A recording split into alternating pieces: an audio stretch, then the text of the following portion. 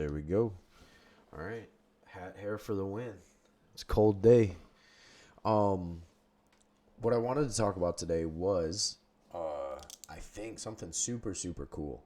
That I was having a conversation with a pastor, my pastor, boss, who has been in ministry 35-ish years or more. And we were just talking about it, and it got me thinking how,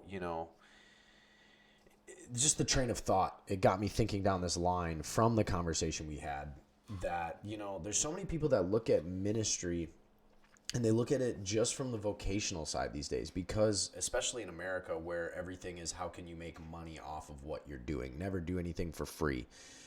That sort of a mentality. And it's produced the mindset that everybody's got to monetize their ministry. And well, I think it's okay for people to monetize ministry. I mean, obviously, if you are taking your life and giving it up, where you could be working a job or doing this or doing that, and you're just doing ministry and you want to make it so that people can, buy or donate, I get it. Okay. I'm not condemning that. What I want to look at is how many people who work normal jobs, just normal people in the church, and they think that they're not called to ministry, when in reality, they're not called to vocational ministry. So vocational meaning it is your job, when in reality, we are all called to ministry in some way, shape, or form. I mean, we are all called to make disciples. We are all called to witness. We should share our testimony. Like, these are things that we should be doing. And understand it's not just about inviting people to church. Yes, that is an easy way to get people in the door and get the seeds planted in their life. But if you invite somebody to church and then never disciple them, that falls all on the pastor. And the pastor is not the one that's meant to be doing that. We are all called to disciple.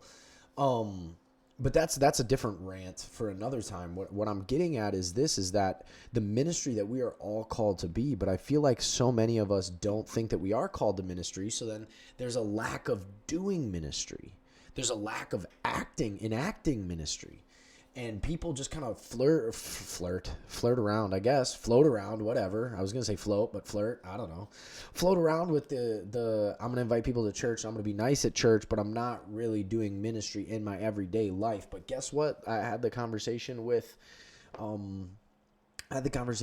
my wife. I said, whether I'm a youth pastor or now associate pastor or not, our doors to our house are still open, inviting people over, having people in our home and hanging out and ministering to them isn't just about getting them to church and having them go to Sunday school and going through the whole church service and taking communion. Those are all things that we get to in our relationship with God. We get to the communion point, we get to baptism and baptism of the Holy Spirit, and we get to these different levels of things that happen in our faith. That's part of discipleship.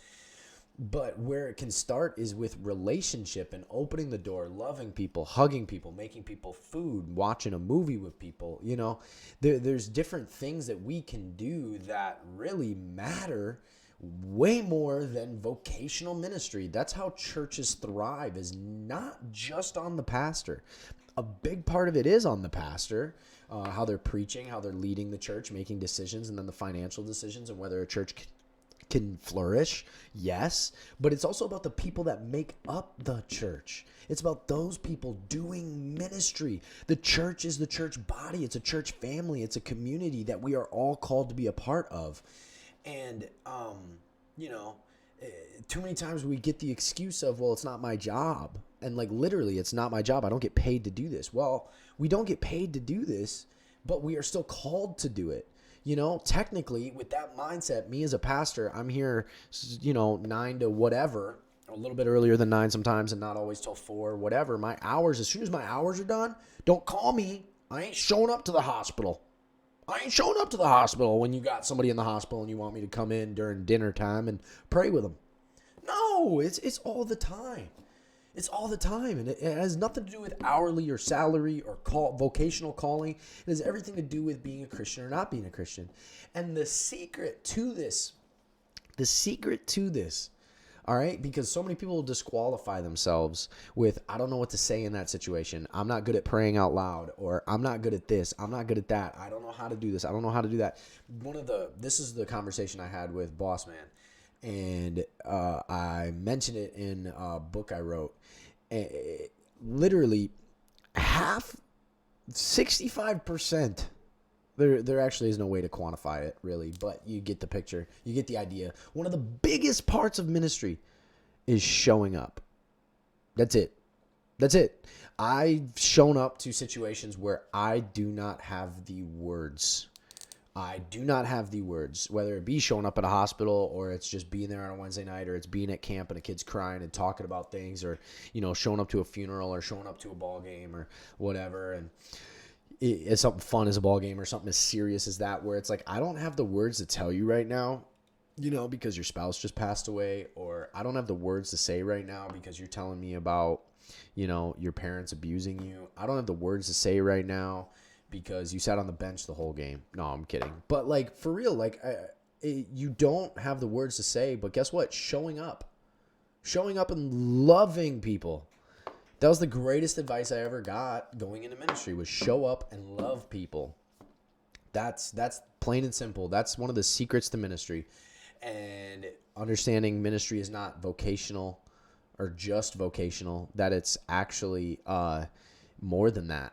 It's way more than vocational ministry. So I just want that to be an encouragement to you, because you're called to ministry and you can do it.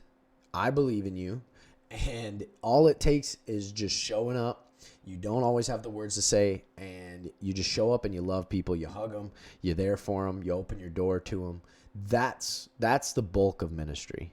That really is. That's the bulk of ministry. And you'll see your church flourish underneath that sort of a perspective, vision, mindset, is when the whole church starts acting like the church, discipling, relationship building, showing up for one another, showing up on a Sunday. People want to make the excuses of why they can't, or why it's not healthy for them, or it's not the place for them, or this or that. And you know what? You can't infringe upon people's free will. God's not going to infringe on somebody's free will.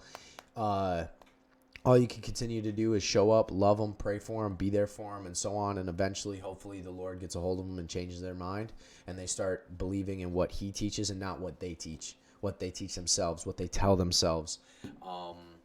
Learned helplessness, that this is the way it's always going to be, and this is the way that I'm always going to be, and I can't change that about myself.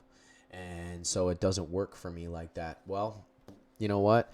I pray that God frees you up and delivers you from that learned helplessness, and that you can be delivered and you can step up and be who God has called you to be. And you'll find an identity in that and a community in that is unshakable. And it's not because the people around you, and it's not because of you, but it's because then you are enacting what God has called you to, and you're picking up the power and authority that He's given you. And when you do that, that is unshakable because He's given it to you, and nothing can change what God has given to you or called you to, except for you just throwing it away. And too many people are throwing it away these days. God bless you. I love you. Be encouraged.